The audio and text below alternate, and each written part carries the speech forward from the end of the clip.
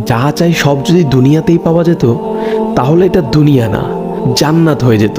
কিছু এলোমেলো ঝড়, কষ্টের দমকা হাওয়া, কিছু অপ্রাপ্তির ভিড় তোমায় কষ্ট দিবে, যন্ত্রণাগুলো পাহাড়ের মতো দেখবে, মাঝে মধ্যে বুকটা ভারী হয়ে আসবে।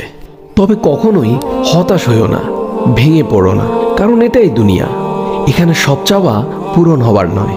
মন যা চায় তাই যদি পেতে চাও তবে অবশ্যই তোমায় জান্নাতে যেতে হবে। সেখানে তোমায় আর কোনো কষ্টই ছুতে পারবে না। এই যে ছোটোখাটো কষ্টগুলো তোমায় আঘাত করে, এগুলো মূলত তোমায় জান্নাতের নিকটবর্তী করে এবং আল্লাহর সন্তুষ্টির দিকে দ্রুত গতিতে নিয়ে যায়। আর এখানে সুখ দুঃখ কোনোটিই স্থায়ী নয়।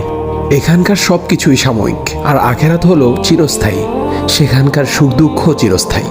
ক্ষণস্থায়ী কষ্টগুলোর ব্যাপারে অত চিন্তা করে কি লাভ?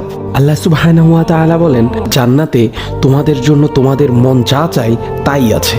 তোমরা যে জিনিসের আকাঙ্ক্ষা করো তোমাদের জন্য সেখানে তাই আছে। সূরা ফুসসিলাত আয়াত নাম্বার 31। তাই স্বপ্নগুলো আখিরাতের জন্য বাঁচিয়ে রাখো। হতাশ হয়ে নিজেই নিজের উপর জুলুম করো না।